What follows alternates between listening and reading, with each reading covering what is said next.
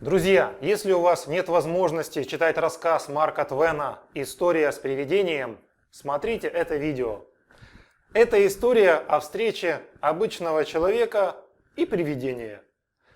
Написал рассказ Твен в 1870 году. События происходят в Нью-Йорке в тот же период. Рассказ ведется от первого лица, потому и я буду рассказывать от первого лица. Итак, я снял квартиру в самом центре Бродвея в огромном старом доме. Его верхние этажи давно пустовали. В первый же вечер, когда я поднимался по лестнице, мне было как-то жутко. Как будто я нарушал покой мертвых. Я поскорее зашел в свою квартиру, закрыл замок, зажег камин. Стало приятнее. За окном шел дождь, выл ветер, я лег в кровать. Вдруг мое одеяло медленно поползло вниз. Я не шевелился. Потом схватил его и натянул на голову. Тишина. И потом резкий рывок.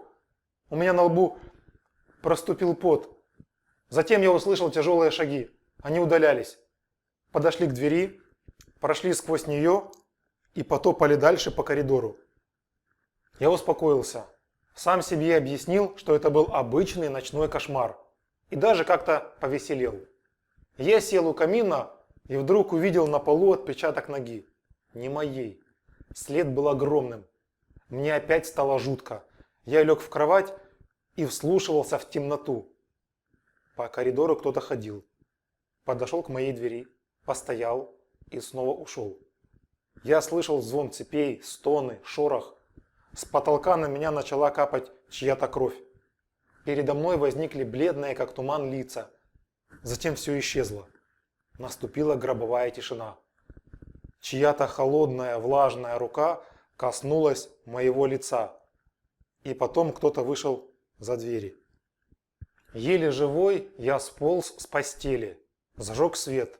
Руки у меня тряслись, как у старика. Я сел у камина и начал рассматривать след. Кто-то подошел к двери. Затем я увидел облако, из которого стало вырисовываться чье-то тело с грустным лицом. Это был кардивский великан. Я успокоился, ведь знал, что великаны добрые. Он сел на стул и сломал его. Потом на другой, тоже сломал. Потом на кровать, тоже сломал. «Да что ж ты делаешь?» – закричал я. «Ты же мне всю мебель переломал!» «Извини», – ответил великан. «Я не сидел больше столетия». Я предложил ему сесть на пол. Он сел. Я заметил, что у него был уставший вид. «Да-да», – сказал он и рассказал свою историю. «Я дух окаменелого человека, что лежит в музее напротив твоего дома. Я привидение кардивского великана. Мне не будет покоя, пока мое тело не похоронят. И вот я решил заставить людей похоронить мое тело. Решил пугать их в музее. Подключил к этому других призраков.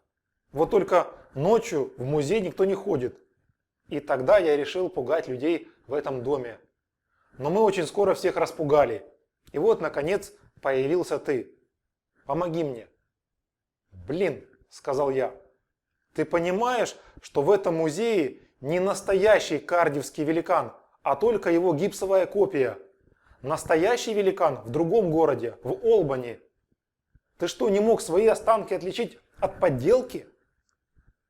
Великану стало очень стыдно. «Что, правда?» «Блин, как неудобно», — сказал он. «Пожалуйста, никому не говори об этом». Великан вышел на улицу. С собой он унес мое одеяло и тазик. Мне было жалко и великана, и моих вещей. Вот такая история, друзья.